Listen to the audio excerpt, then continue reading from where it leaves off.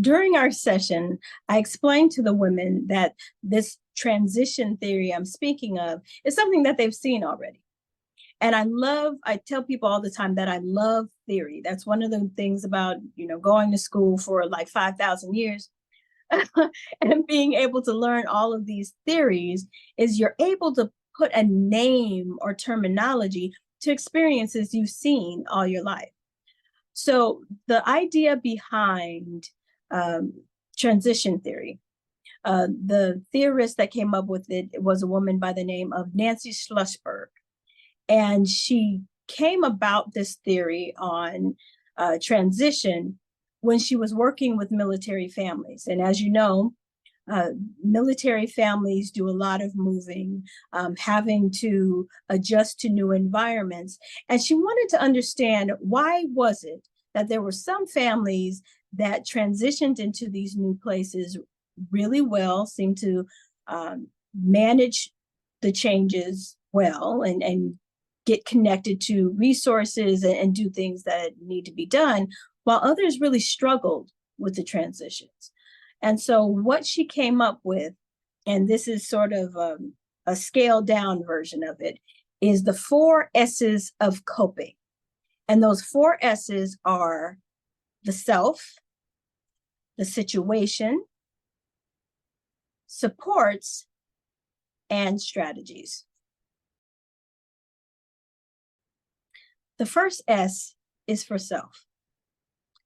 Understanding yourself, understanding how you manage change, how you feel about change, not even managing, not even getting to that point, but how do you feel about change, period. There's some people who get excited about something new and making a change, and then there are some people who shut down or feel burdened by change.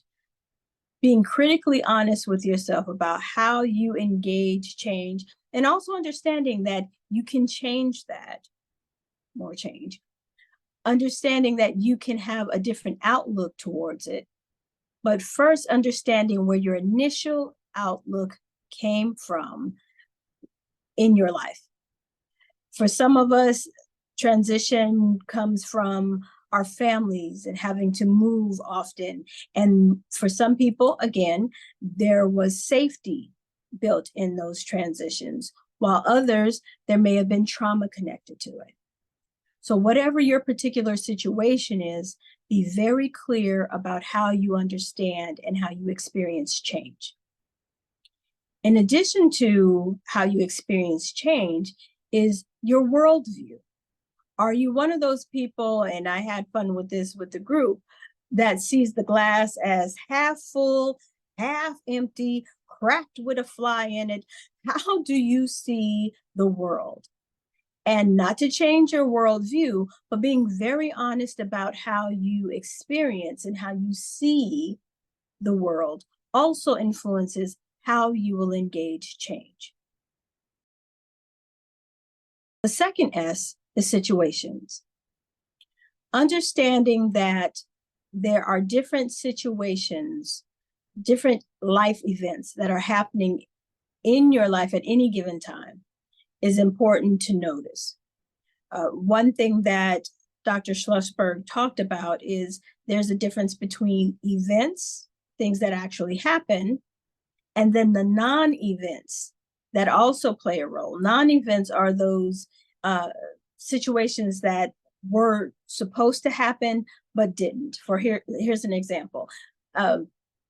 If someone was supposed to be offered a promotion, if they were not offered the promotion, we don't usually have any celebration or any kind of acknowledgement of a non-event, but it still holds weight in our head and hearts.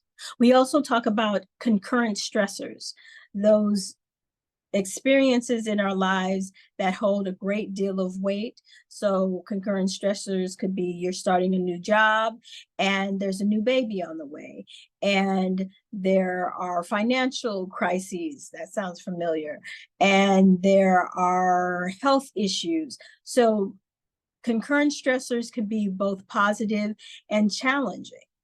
The takeaway about situations is understanding that you can have multiple life experiences going on at any given time, and they can be pulling you in different directions.